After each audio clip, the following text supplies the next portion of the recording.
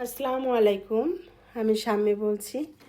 আপনারা সবাই কেমন আছেন? আশা করি যে যেখানে আছেন সবাই ভালো আছেন, আলহামদুলিল্লাহ। চলে আসছি আমার রান্নাঘরে। আজকে রান্না করব পেঁপে দিয়ে, আলু দিয়ে, মসুরির ডাল দিয়ে একটা সবজি। আমি ওইদিকে সবজিটা সেদ্ধ করে নিয়েছি। এখন তেলের উপরে পেঁয়াজ রসুন দিয়ে একটু লাল লাল করে একটু জিরা দিয়ে দিব, এক পিস মাছের টুকরা দিয়ে দেব যেন একটু টেস্ট আসে। যেহেতু আমি মাথা দিলে সবজিটা খেতে পারি না, বেশি কাটা লাগে। এখন আমার পেঁয়াজ রসুনটা ভাজি করা হয়ে গেছে, লাল লাল হয়ে গেছে। এখন আমি দিয়ে দেব সবজিটা একটু নাড়াচাড়া দিয়ে আমি সাইড করে রেখে দিব। দিয়ে এদিকে যে মুরগিটা আমি মাখায় রাখছি হলুদ মরিচ দিয়ে, একটু লবণ দিয়ে মাখায় রাখছি ধুয়ে পরিষ্কার করে। যেহেতু মুরগিটা আমার ফ্রিজে ছিল, এটা নরম মুরগি, যে মুরগি হোক না কেন, সোনালি, পাকিস্তানি, নরম মুরগি ফ্রিজে থাকলে একটু টেস্টটা কেমন হয়ে যায়, আলাদা হয়ে যায়। যার কারণে আমি মুরগিটা একটু ভাজি করে নিই। এই তো আমার সবজিটা কথা বলতে বলতে এদিকে হয়ে গেছে। এখন আমি দিয়ে দিব আরেকটা ফ্রাই প্যান দিয়ে দেবো চুলার উপরে, দিয়ে আমি মুরগিটা আস্তে আস্তে ভাজি করে নেব। আমি যখন বাজার থেকে ফ্রেশ ফ্রেশ মুরগি আনি, সোনালি, ব্রয়লার বা পাকিস্তানি বা দেশি, যেটাই ফ্রেশ ফ্রেশ যেদিন রান্না করি ওই দিন আমি ভাজি করি না।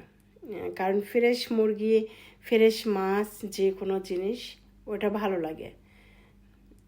আর ফ্রিজে রাখলেই টেস্টটা অন্যরকম হয়ে যায়, এটা আপনারা সবাই জানেন। যার কারণে আমি মুরগিটা একটু ভাজি করে নিই। আমি মুরগিটা এইভাবে একটু একটু করে দুইবার দিয়ে আমি ভাজি করে উঠায় রাখছি।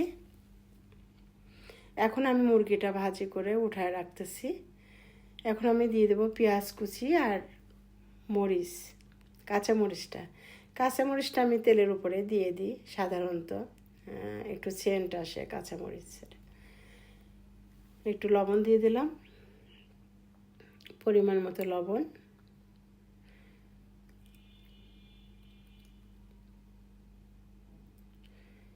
একটা আলু কেটে দিলাম, আমার মেয়ে আলুটা পছন্দ করে।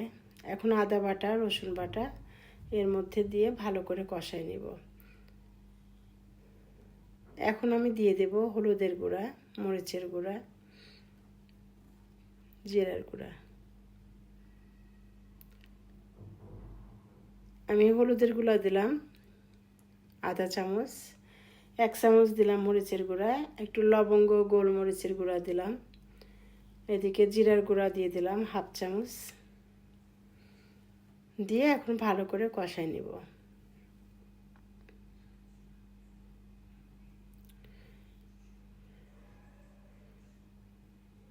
হালকা একটু পানি দিয়ে কষাই নিচ্ছি যেন মশলাটা পুড়ে না যায়।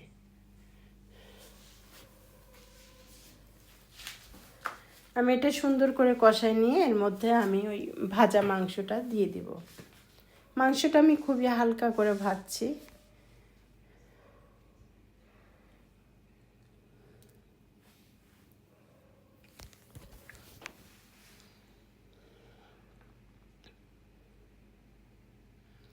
এখন আমি সুন্দর করে কষাই নিচ্ছি।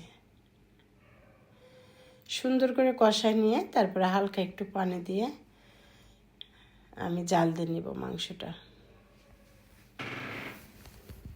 এখন একটু দিয়ে দিচ্ছি আমি টক দই।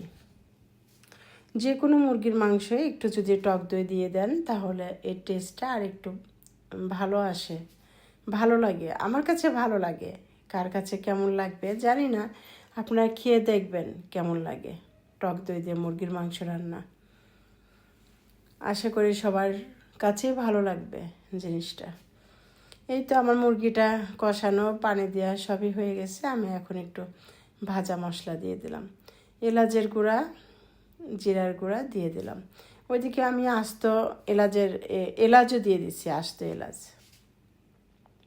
এখন এটা একটু কষা কষা হলে আমি নামায় রাখবো। আমার রান্নাটা কেমন লাগছে আপনারা সবাই দেখবেন, মনে লাগলে লাইক কমেন্ট করবেন। আমি সবার ভিডিও দেখি, সবার ভিডিওতে লাইক কমেন্ট করি।